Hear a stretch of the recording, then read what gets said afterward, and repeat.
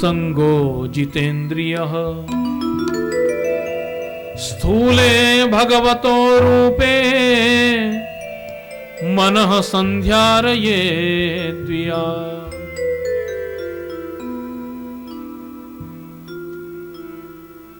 जितासनो, जित श्वासों, जित संगो, जितेंद्रिय। सबसे पहली जो सीढ़ी है भगवान को प्राप्त करने की वो है जितासनो, आसन को जीतना। हम एक ही आसन से कितनी देर बैठ सकते हैं? आसन सिद्धि इसी को तो कहते हैं, आसन को सिद्ध कर लेना, आसन को जीतना, जितासनो।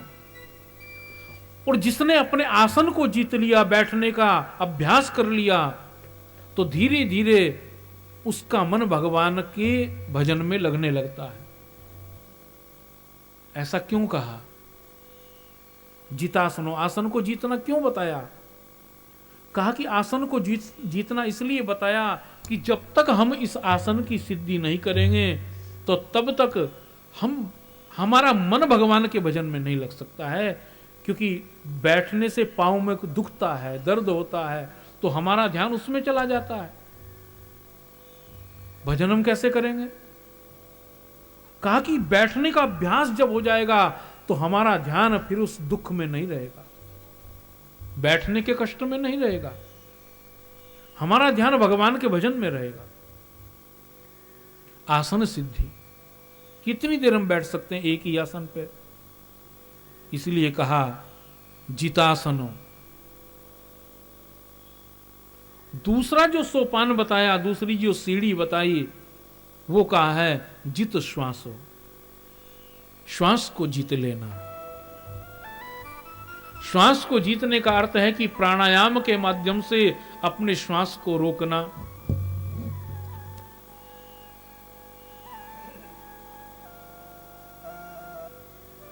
ऋषि पतंजलि जी ने एक बात कही है,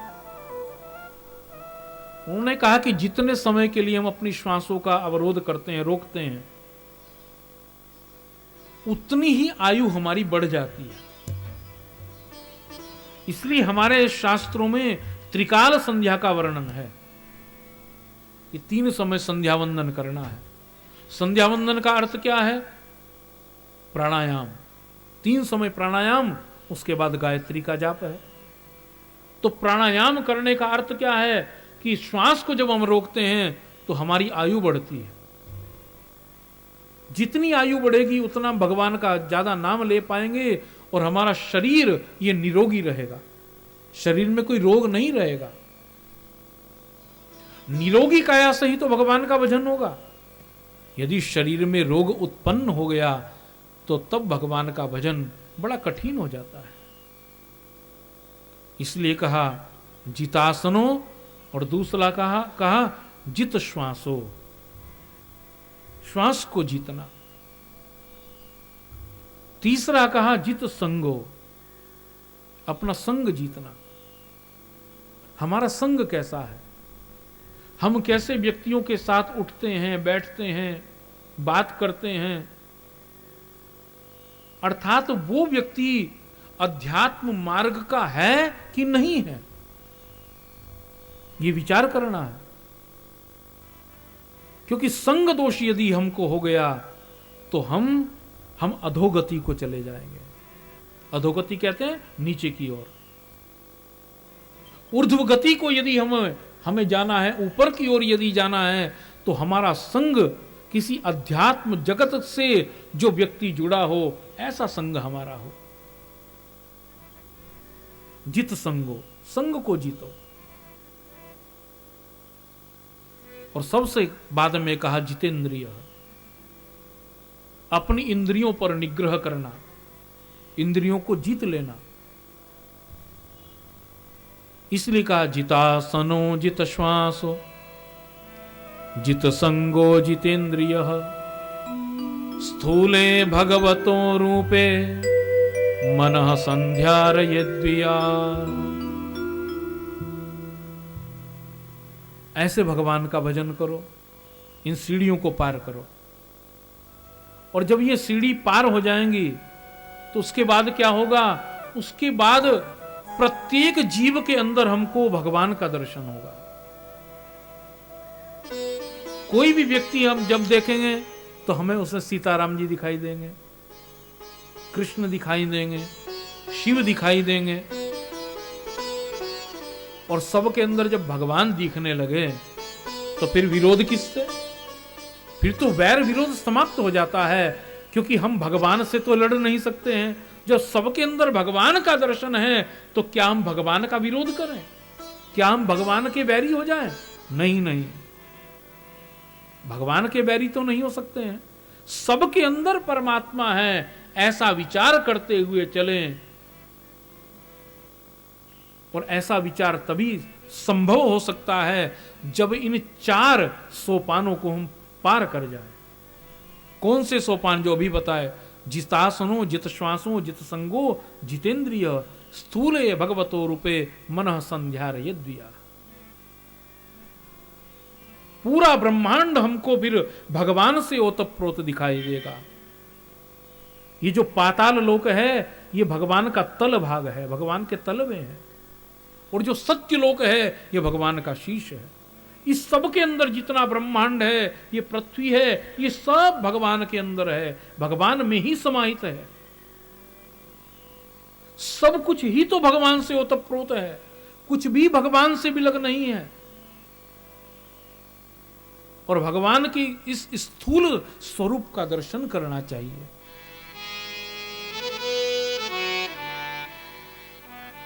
पाताल में तस्य ही पादमूलम पठन्ति प्राश्नि प्रपदे रसातलम महातलम विश्वसृजोत गुल्फौ तलातलम वे पुरुषस्य जंगे।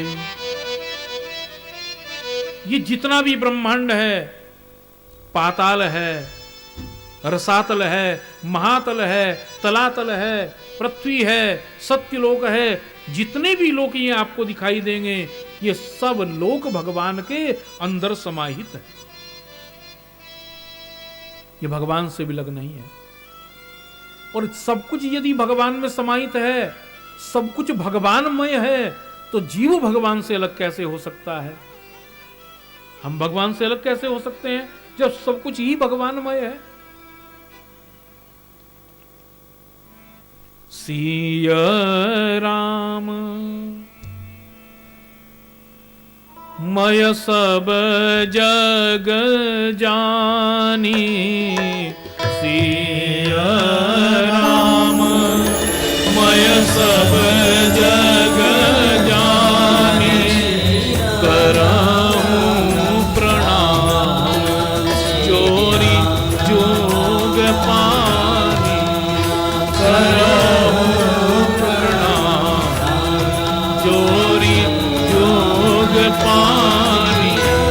सिया राम माय सब जग जानी, सिया राम माय सब जग जानी, करहूं प्रणाम जोरी जुग पानी, करहूं प्रणाम जोरी जुग पानी।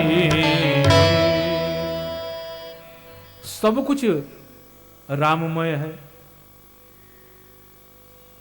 मैं देखूं जित और सखीरी, सामने मेरे सांवरिया। गोपियों की यही तो दशा हो गई थी भगवान के लिए। कृष्णोहम पश्यति गति, जहां वो देखती थी वहां उनको कृष्ण दिखता था। सबके अंदर कृष्ण का दर्शन, ये हमारी भक्ति की ये पराकाष्ठा है। जहां सब कुछ हमको इष्टमय दिखने लगे, सब जगह मेरा इष्ट है, वह व्यक्ति, उसकी हृदय की घृणा समाप्त हो जाती है। सब जगह जब परमात्मा दिखता है। और सुखदेव जी ने कहा, राजन, अपनी जितनी भी हमारी कर्मेंद्रियां हैं, इन समस्त कर्मेंद्रियों को, इंद्रियों को भगवान को समर्पित कर दो। और जो भगवान को समर्पित कर दे इंद्रियों को, वो भगवान को प्राप्त कर जाए। और जो इन इंद्रियों को भगवान को समर्पित नहीं करता है, वो नरकगामी हो जाता है। और कहा कि बिले बतोरुक्रम विक्रमानये न शृण्वतः कर्णपुटे नरस्य जिह्वा सती दादुरिके वसूत न चोपगात्योरुगाय गाथा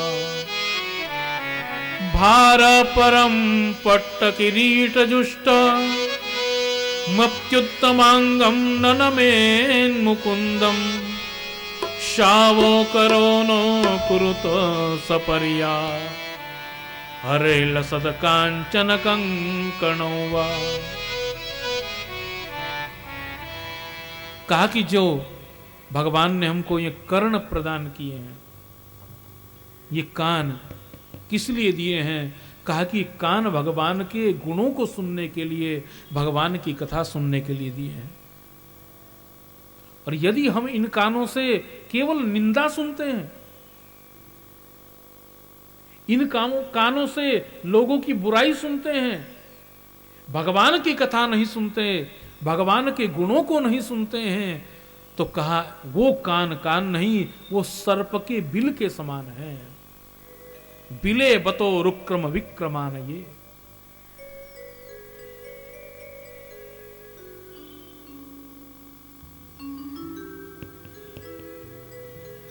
और कहा न श्रणवतः कर्णपुटे नरस्य। ये कान क्या करते हैं फिर? कान तो हमारे हैं, लेकिन यदि इनसे हमने कथा को नहीं सुना, निंदा सुनी, बुराइयां सुनी, तो श्रणवतः कर्णपुटे नरस्य, यही कान हमको नरकगामी कर देते हैं। इन्हीं कानों के माध्यम से नरक में चले जाएंगे। और जिह्वा सती दादुरिके वसूत। जिस वाणी को भगवान ने हमको प्रदान किया भगवान के गुण गाने के लिए, भगवान की कथा कहने के लिए, भगवान का नाम लेने के लिए, लेकिन वही वाणी यदि बुराइयां करने लगे, निंदा करने लगे, अपशब्द कहने लगे, गालियां देने लगे, तो वो वाणी क्या है? कहा कि जिह्वा सती दादुरिके वसूत। कहा कि इस वाणी का फिर कोई औचित्य नहीं। जैसे वर्षा ऋतु में जल के अंदर मेंढक टर टर शब्द करता है ना, उसका कोई औचित्य नहीं। कहा कि बस ये वाणी मेंढक की जीभ के समान हो गई है, जिसका कोई औचित्य नहीं। वाणी मिली भी और वाणी का सदुपयोग भगवान का नाम लेकर नहीं किया, तो यही वाणी हमको नरकगामी कर देगी, हम नरक में चले जाएंगे इसी वाणी को लेकर। 12 परम पट्ट किरीट जुष्ट। ये पांव भगवान के मंदिर में जाने के लिए, तीर्थों में जाने के लिए हैं, सदमार्ग पर चलने के लिए हैं। लेकिन यही पांव जिस समय दुर्मार्ग पर चलने लगते हैं, तो वही पांव हमको नरकगामी कर देते हैं। वो पांव नहीं, वो तो वृक्ष के तने हो गए। अगला जन्म फिर वृक्ष के रूप में मिलता है। शावो करोनो कुरतः सपर्या। ये हाथ जो प्रदान किए भगवान ने, ये तो सत्कर्म करने के लिए दिए। हम इन हाथों में कितने भी आभूषण क्यों ना डाल लें, कितनी अंगूठियां क्यों ना पहन लें, स्वर्ण से इन हाथों को ओतप्रोत क्यों ना कर दें, लेकिन यदि ये हाथ भगवान की सेवा के लिए नहीं उठते हैं, तो ये हाथ मुर्दे के हाथ हैं।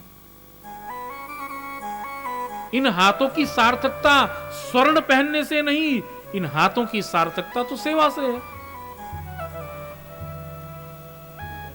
शावो करोनो कुरतः सपर्या।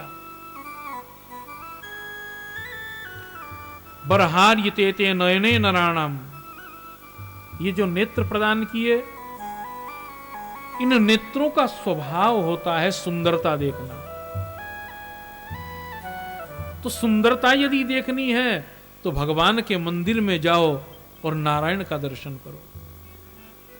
कितने सुंदर हैं, भगवान का विग्रह देखो ना आप, जिसको देखने से ही मन कितना शांत हो जाता है।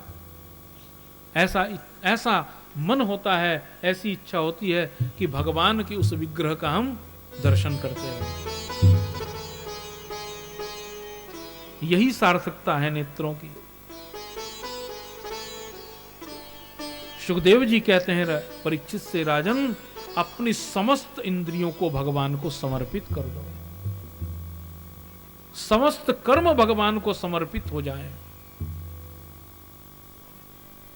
अब परीक्षित जी ने सुखदेव जी से सृष्टि विषयक प्रश्न किया। इस सृष्टि की उत्पत्ति कैसे हुई, कैसे हमारी उत्पत्ति हुई। सुखदेव जी ने कहा, राजन जब प्रलय आती है तो ये पूरी पृथ्वी जलमग्न हो जाती है, सब कुछ समाप्त हो जाता है, कुछ नहीं बचता है, केवल नारायण बचते हैं।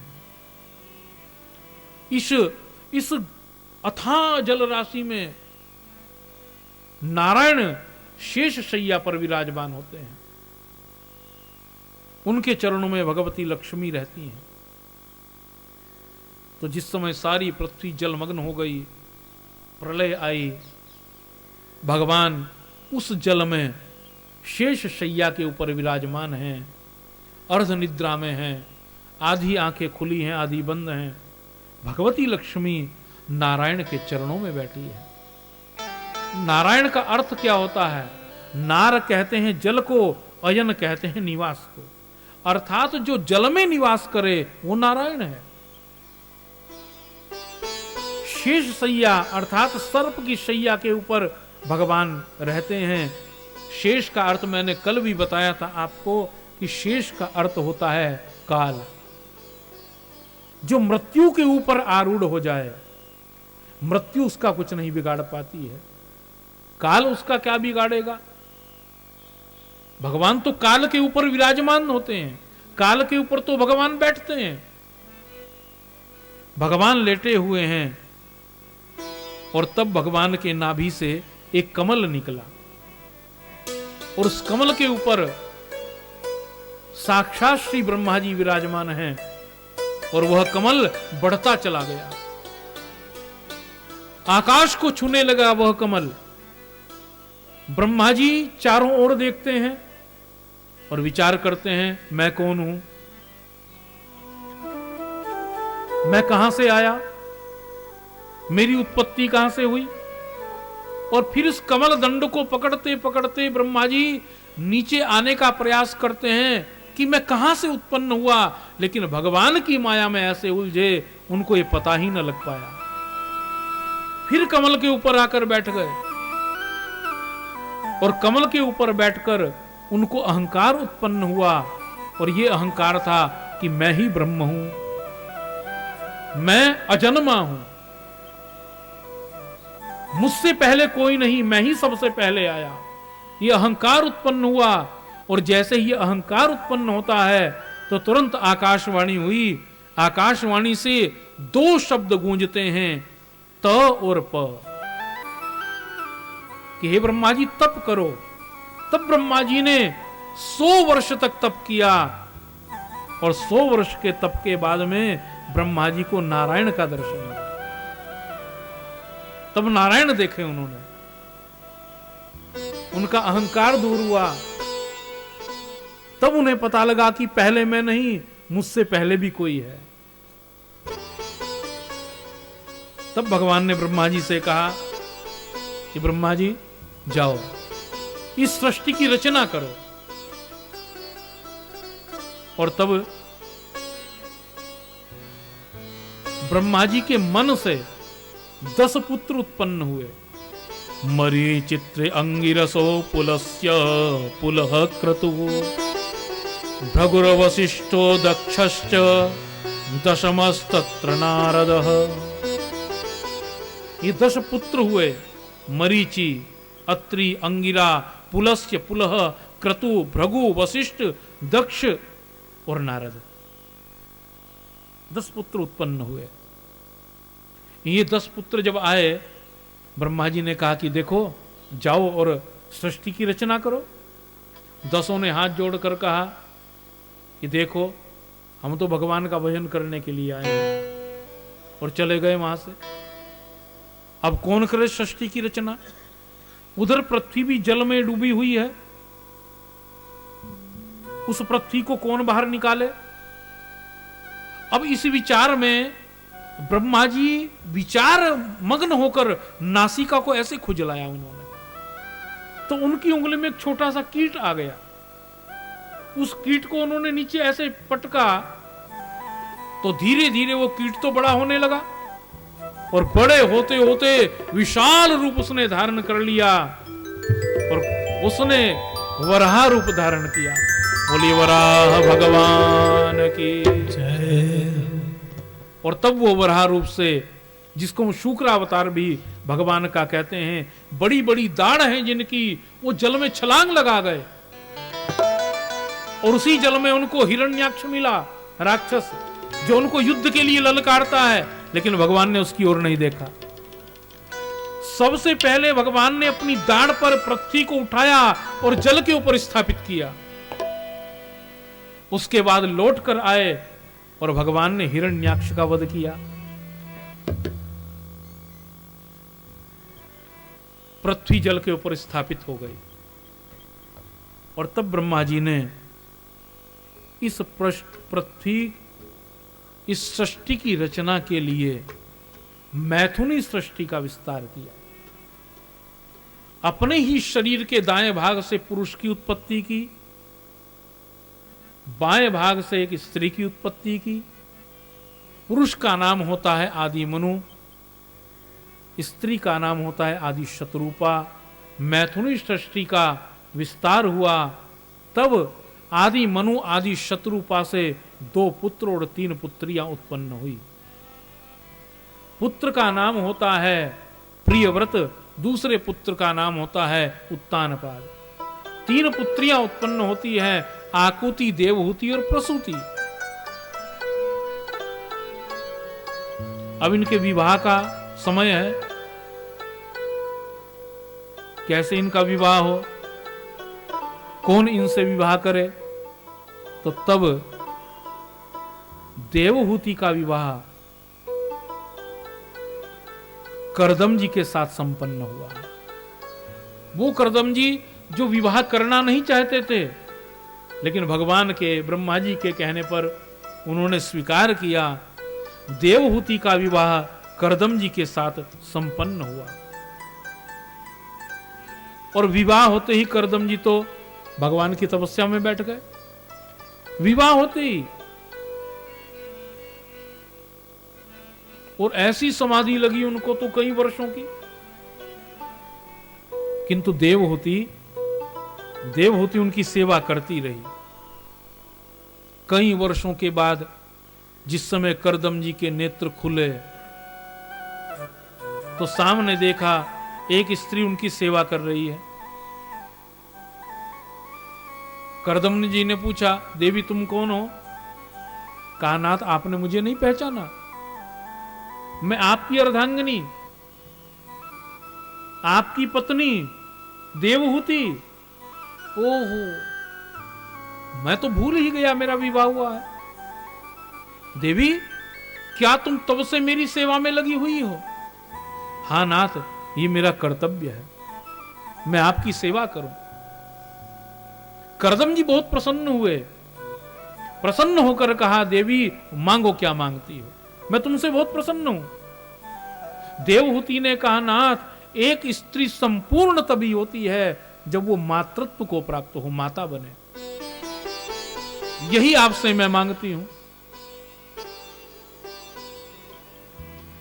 करदम जी ने कहा, ठीक है।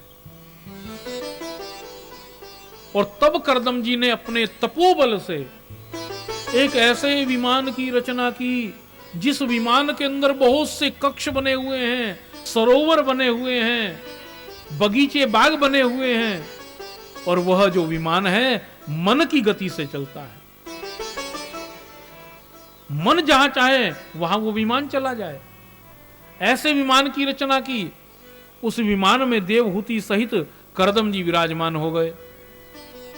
विमान उड़ चला आकाश में, और न जाने कितने वर्षों तक ये विमान आकाश में विचरण करता रहा। 9 कन्याएं उत्पन्न हुई देवहूति की, और जब 9 कन्याएं उत्पन्न हो गई तो तब करदम जी विचार करने लगे कि भोगान भुक्ता वयमेव भुक्ता। हम भोगों को नहीं भोगते, भोग हमें भोग जाते हैं। बहुत हुआ। इतना कहते हुए उन्होंने विमान को धरती पर उतार दिया, तपस्या करने के लिए चलने लगे। देवहूति ने चरण पकड़ लिए। नाथ कहां जा रहे हो? कहा देखो देवी, अब तो 9 कन्याएं उत्पन्न हो गई, अब मैं तपस्या में जाना चाहता हूं। कि नाथ 9 कन्याएं हुई हैं, और कन्या इनका विवाह होगा, अपने अपने घर चली जाएंगी, मैं फिर अकेली रह जाऊंगी। एक पुत्र की आकांक्षा है। होनी को प्रणाम किया। करदम जी ने लौट आए, और कालांतर में समय व्यतीत हुआ, और तब एक पुत्र की उत्पत्ति हुई। यह पुत्र कोई साधारण नहीं, साक्षात भगवान के अंशावतार कपिल भगवान का प्राकट्य हुआ। बोलिए कपिल भगवान की जय। करदम जी तपस्या के लिए चल दिए। यहीं से कपिलोपाख्यान प्रारंभ होता है। जो उपदेश कपिल भगवान ने माता देवहूति को किया है, इसको हम कहते हैं सांख्य योग, जिसका उपदेश किया है। एक दिन माता देवहूति बहुत दुखित, मन आक्रांत, अशांत, विचार कर रही है कि कोई मेरे मन को शांति प्रदान करे। सामने से देखा साक्षात कपिल भगवान, जो उनके पुत्र हैं, वो चले आ रहे हैं। आज अपने पुत्र के अंदर पुत्र का नहीं, ब्रह्म का दर्शन किया, भगवान का दर्शन किया। यदि हम पुत्र का ही दर्शन करते रहेंगे तो हमको ज्ञान प्राप्त नहीं हो सकता है। इसलिए ब्रह्म का दर्शन किया। ब्रह्म का दर्शन किया तो कपिल भगवान बैठ गए। देवहूति उनके चरणों में बैठी है आज, माता होकर भी, और कहा मेरा मन बहुत अशांत है, मन में असंतोष उत्पन्न हो रहा है। क्या इस मन को शांत करने की भी कोई प्रक्रिया है? क्या यह मन भी शांत हो सकता है?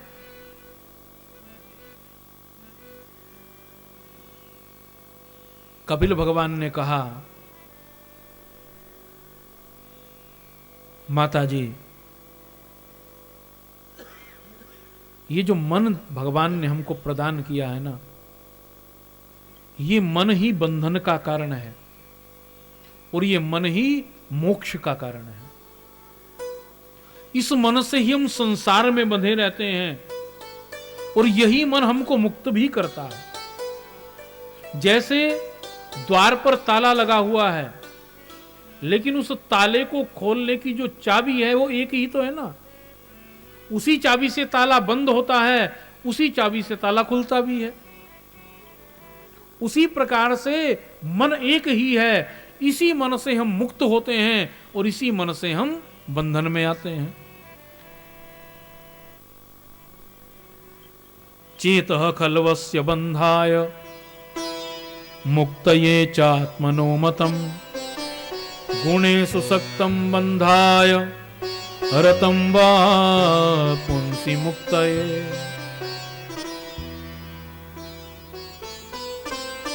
इससे मन से ही बंधन, और मन से ही मोक्ष, मुक्ति।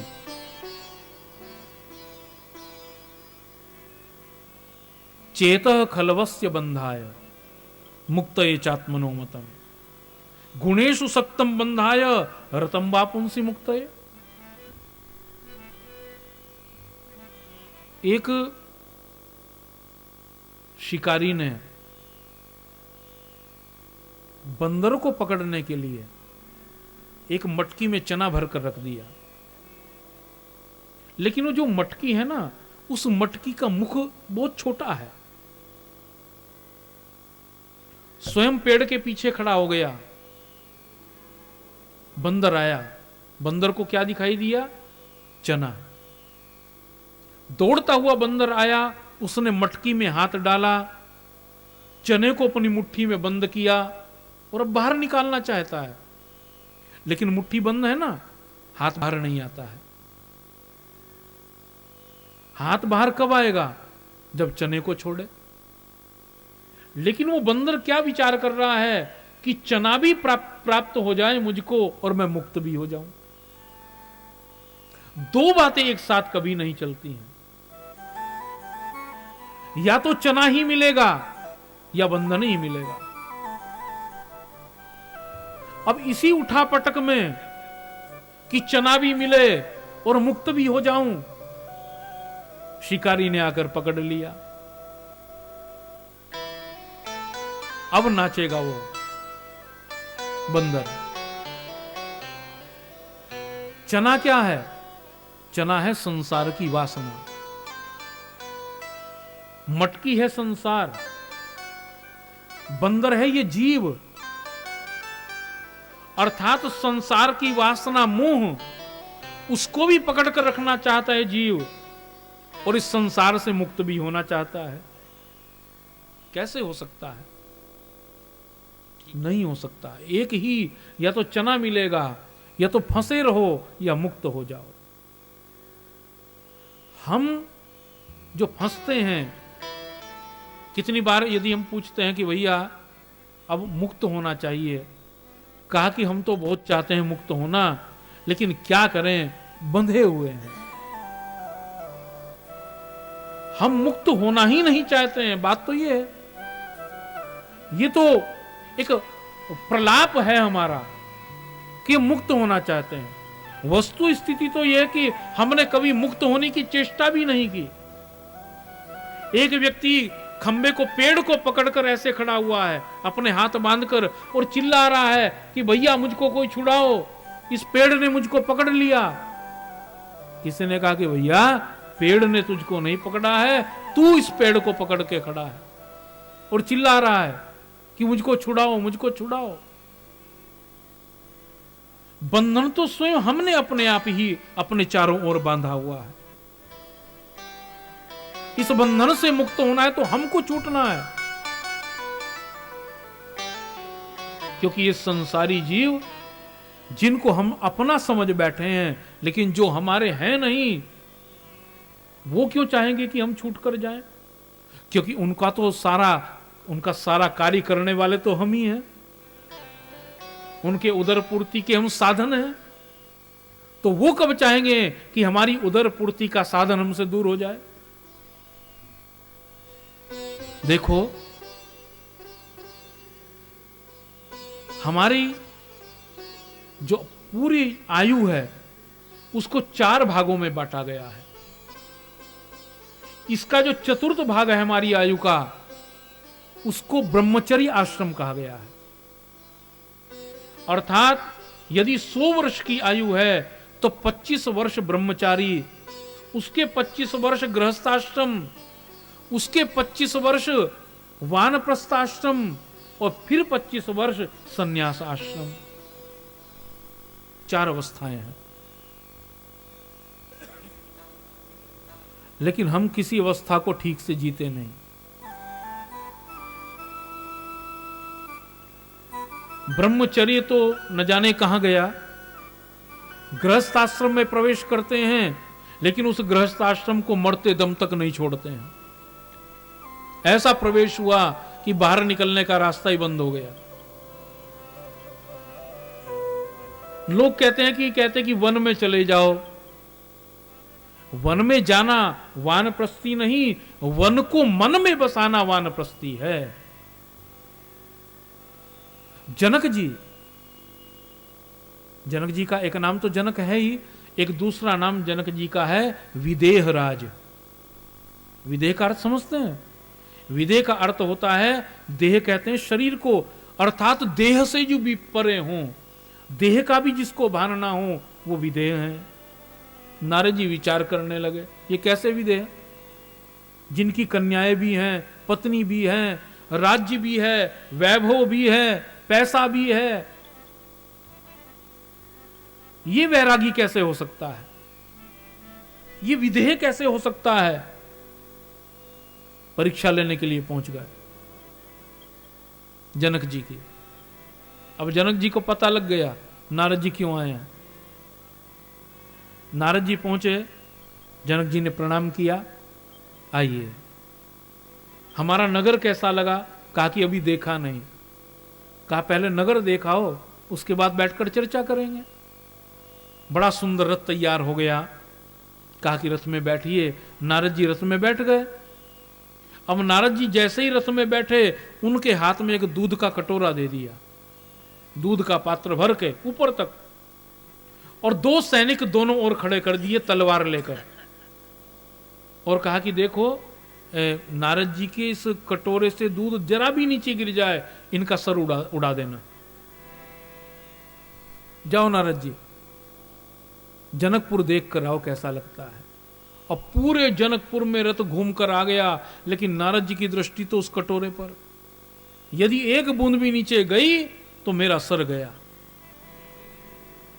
पूरे जनकपुर का चक्कर लगाकर रथ पुनः महल में आ गया। नारद जी नीचे उतरे और जनक जी ने प्रश्न किया नारद जी से, नारद जी हमारा जनकपुर कैसा लगा? नारद जी ने कहा, वाह, मौत का सामान मेरे दोनों ओर खड़ा कर दिया और हाथ में दूध का कटोरा दे दिया और ये कह दिया कि दूध नीचे गिरा तो इसको मार दो। तो मैं तो पूरी यात्रा में दूध की रक्षा करता रहा, उस दूध को देखता रहा, उस पात्र को देखता रहा, जनकपुर तो मैंने देखा ही नहीं। जनक जी ने कहा, नारद जी बस इसी प्रकार से मैं गृहस्थाश्रम चला रहा हूं, सब कुछ देखता हूं, सब जगह जाता हूं, आता हूं, लेकिन ध्यान मेरा नारायण पर केंद्रित है। मैं केवल नारायण की ओर ध्यान रखता हूं।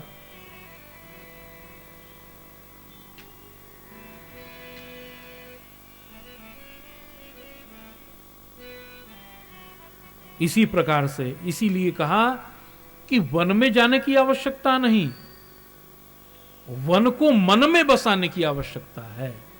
यही वानप्रस्थ है। और तब कपिल भगवान माता देवहूति से कहते हैं कि माता जी, तितिक्षवः कारुणिका सुहृद सर्वदेहिनां अजात शत्रवः